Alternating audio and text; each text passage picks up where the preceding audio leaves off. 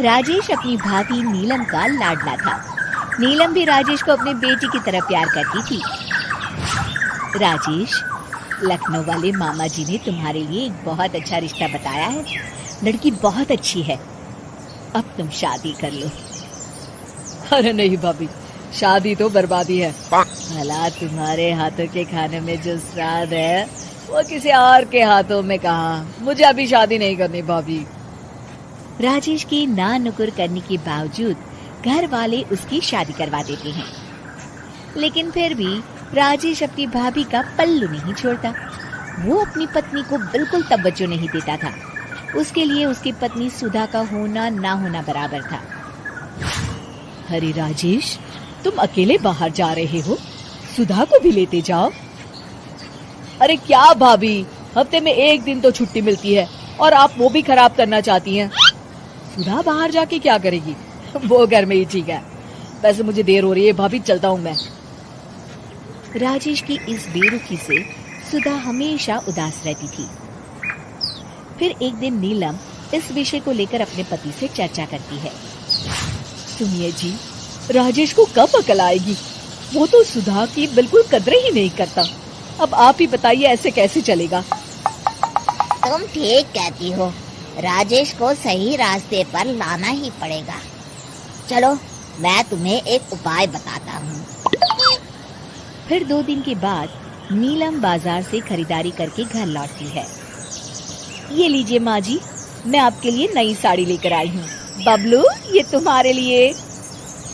नीलम सबके लिए कुछ न कुछ लेकर आती है। भाभी, आप मेरे लिए कुछ नहीं लेकर आई क्या?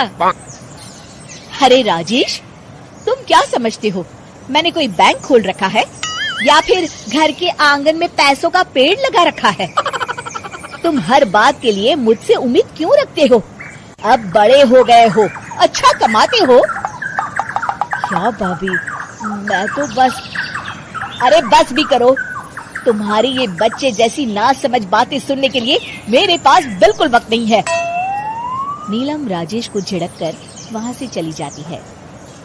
राजेश अचानक अपनी भाभी का ये रूप देख असमंजस में पड़ जाता है।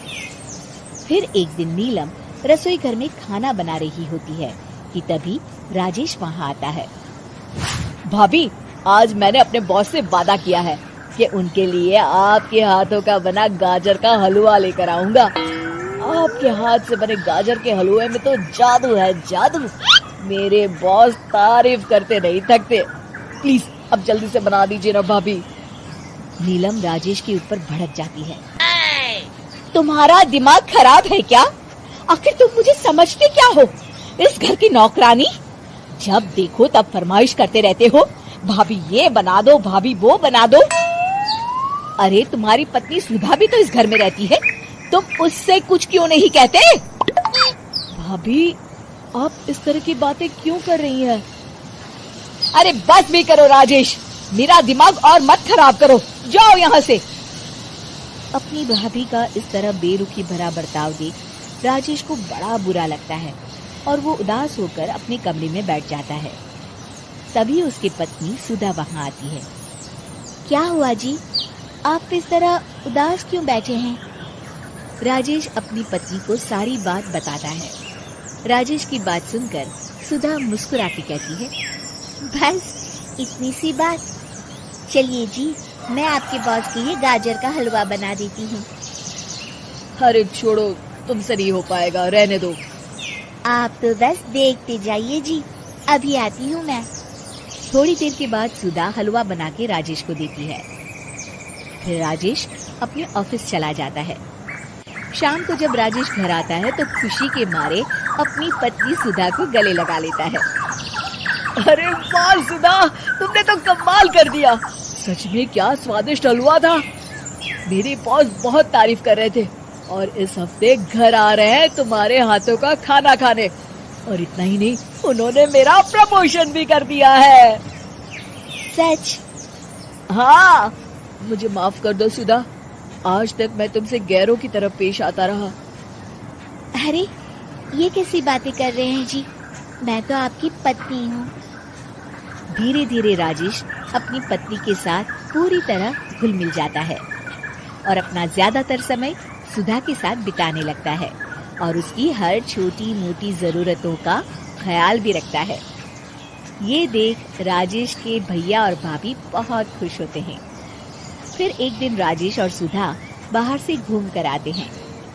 राजेश, सुधा के प्रति तुम अपनी जिम्मेदारी समझो, इसीलिए मैंने तुम्हारे साथ ऐसा बर्ताव किया था। अगर तुम्हें मेरी किसी बात का बुरा लगा हो तो मुझे माफ कर देना। अरे अरे भाभी, ये क्या कह रही हैं? मैं जानता हूँ आप तो मेरे लिए हमेशा अच्छा ही सोचोगी। आखिर आप वर्ल्ड की बेस्ट भाभी जो है। इसे कहते हैं अंत भला तो सब भला।